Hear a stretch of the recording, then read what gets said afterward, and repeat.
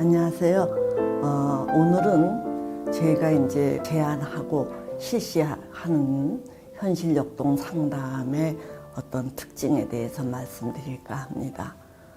얼마 전에 어느 여성 목사님께서 제가 실시하는 현실역동 집단 상담에 참석하셨어요. 이때 이 양반이 자기는 어렸을 때부터 왜 사느냐, 또 죽음이 뭐냐, 이런 철학적 질문을 상당히 하셨다 그러더라고요. 이제 그런 거에 골몰하는 시간이 많았다, 이런 이야기를 하시면서 이제 결국은 목사가 되어서 이렇게 활동하게 되었다, 이렇게 말씀하셨는데, 제가 그분을 이렇게 이야기를 들으면서 당신이 뭔가 이렇게 그 보살핌에 대한 결핍이 있었던 분이고, 그게 이제 충족이 안 되니까 상당히 이렇게 벙벙하게 그 어린 나이에 철학적인 질문을 던지지 않았느냐, 이런 식으로 제가 그분이 하는 이야기를 굉장히 단순하게 축약을 시켰어요. 근데 이런 거에 이제 그분이 기분 상해하시기보다 뭔가 땡기셨는지 집단 상담을 마치고 저에게 그 개인 상담을 받겠다고 하시더라고요. 그래서 이제 요즘 그분이 제게 와서 상담을 하는데, 이제 뭐라고 말씀을 하시느냐 하면은, 교수님께서 현실역동 상담 이거를 하시는데 그것의 가장 주된 특징이 뭡니까? 이렇게 물으셔요. 그래서 제가 뭐라고 대꾸를 할까 하고 이렇게 이제 주춤거리는데, 마침 이분이 뭐라고 말씀을 하시느냐 하면은, 자기는 융에서의 꿈 분석을 오랫동안 받았다. 그런데 이제 그쪽에서 말하기를, 프로이드는 원인론에 입각해서 왜 그러냐, 이렇게 해서 주로 Y에 대한 탐색을 하는데, 이제 융 학파에서는 이런 지나간 과거에 대한 why, 이거보다는 이제 for what, 이렇게 무엇을 위해서 그런 꿈을 꾸느냐, 무엇을 상징하는 거냐, 이런 거에 역점을 두니까 아무래도 이제 미래지향적이 되고 그렇다, 이런 이야기를 해요. 그래서 제가 그 얘기를 듣고, 그래, 이제 저거에 입각해서 설명을 하는 게 더 이제 명료하겠다 싶어서 제가 이제 이렇게 얘기를 했어요. 그래, 이제 프로이드는 이 원인론, 가령 예를 들면 이드에 있어서 어떠한 것이 너무 이제 중불나게 커서 문제가 되느냐,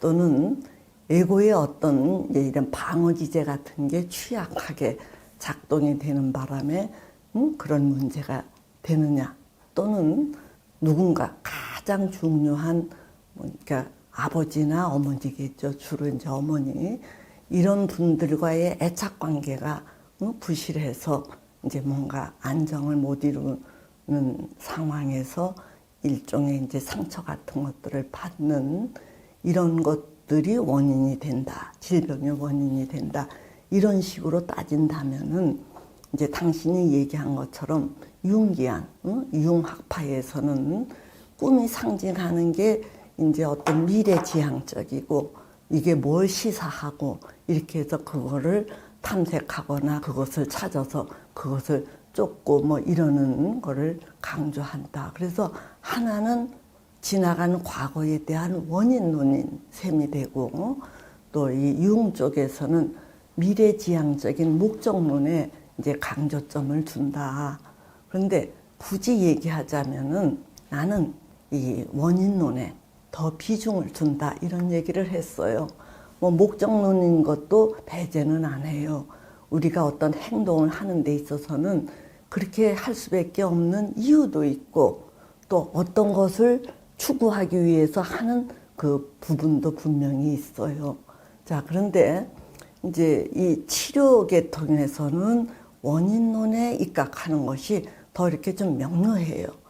근데 이제 반면에 목적론에 그 비중을 둘 때는 이게 치료에서 그렇게 명료하지가 않기 때문인지 조금 저는 좀 그렇더라고요.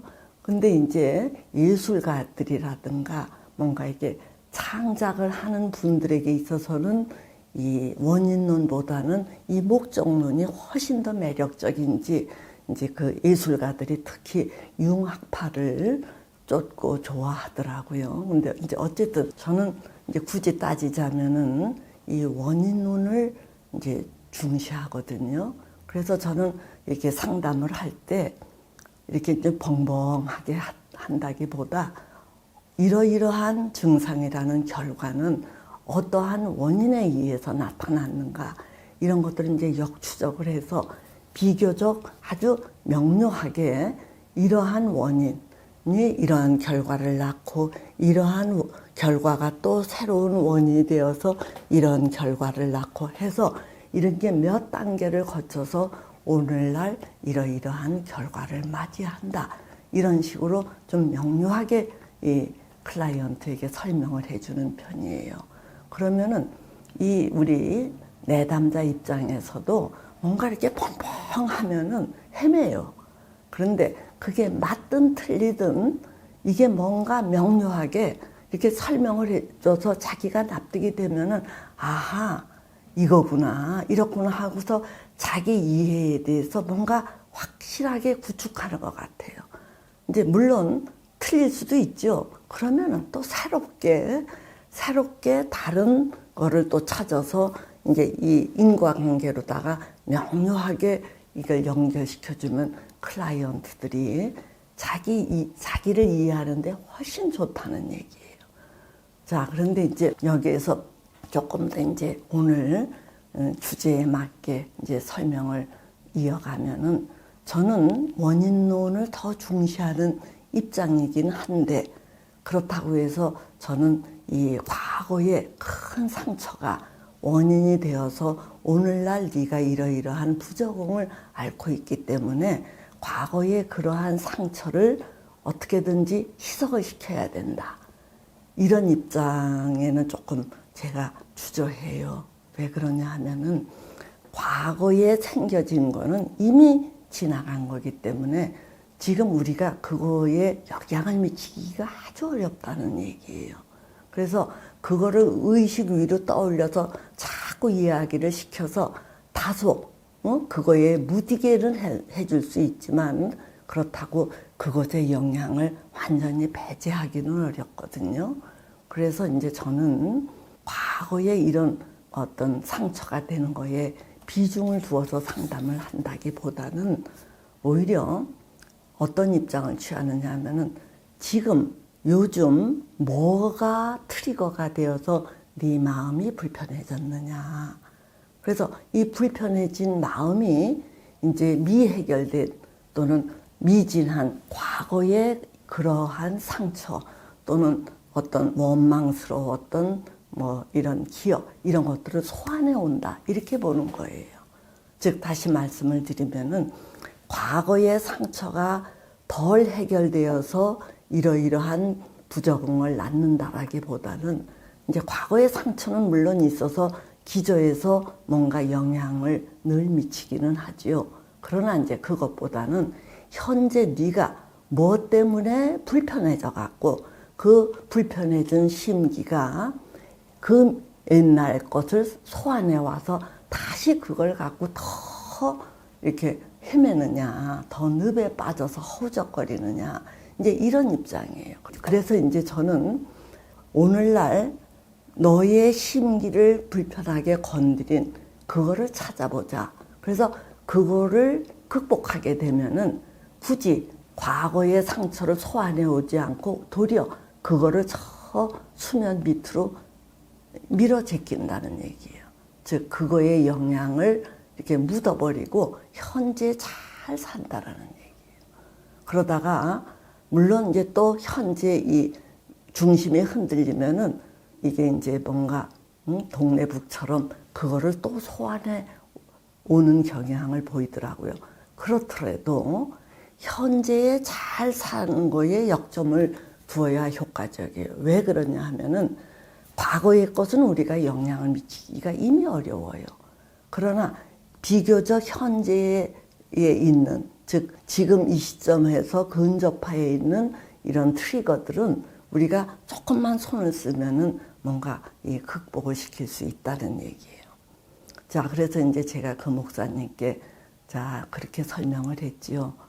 굳이 따지자면 원인론에 더 비중을 두지만 원인론에서도 과거의 상처를 극복하도록 하는 것보다는 근래에 생겨진 어떤 자극들을 극복해서 과거의 상처를 더 묻고 살도록 하는 것에 역점을 두는 게 현실역동 상담입니다. 그랬더니 그분이 무슨 말인지 알겠다 이렇게 얘기를 하셔요.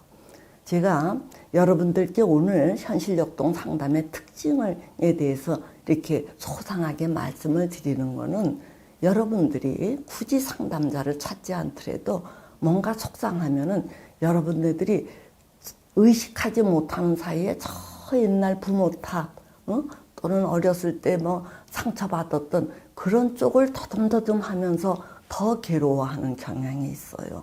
이렇게 됐을 때에는 정말 뭔가 이렇게 극복하기가 아주 어려워요. 그러니까 여러분들께서도 일상생활을 하실 때 뭔가 나도 모르게 옛날에 그런 것들을 자꾸 이렇게 소환해 오면은 아사라, 요즘 내가 뭐 때문에 이렇게 심기가 불편해졌지? 여기에 초점을 맞추시고 그 옛날의 상처보다는 현재의 나를 불편하게 하는 요인을 찾아서 그거를 해결하고자 하면은 이 뭔가 생활이 좀 더 빠르게 이게 안정권에 들어갈 거라고 믿습니다. 무슨 말씀인지 아시겠어요? 이게 이제 또 조금 더 추가하자면은 저한테 이제 상담을 받던 어떤 대학교에 계신 상담사가 한 번은 저에게 슈퍼비전을 부탁했어요. 근데 이제 그분도 오랫동안 상담을 하신 분이어서 자기 나름 웬만큼 한다고 이제 자신감을 갖고 계셨던 분인데 뭔가에 필요해서 저에게 이제 상담 사례를 슈퍼비전 받고 싶다, 즉 지도 감독을 받고 싶다고 해서 그걸 보내왔는데 제가 이렇게 자료를 훑어보니까 이 양반이 클라이언트가 오래전에 돌아가신 어머님 산소에 가고 싶다 그러면서 훌쩍훌쩍 하는데 그거에 대해서 이 상담사분이 적극적으로 이렇게 네가 원하면 갔다 와라, 응? 갔다 와라 뭐 이렇게 지지를 해줬어요. 이제 이분의 속셈은 거기 갔다 오면 네 마음이 조금 더 가뿐해지고 가뿐해지면은 또다시 뭔가 현재 생활을 잘 하겠거니 이렇게 여겼던 것 같아요.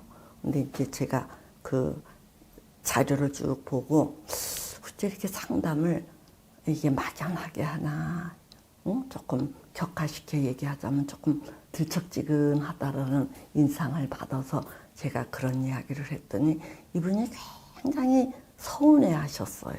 그래서 아플 정도로 이제 제 이야기가 서운했는데 그래도 그 참에 저한테 굉장히 서운해서도 그 참에 자기 문제점을 확 아는 거예요.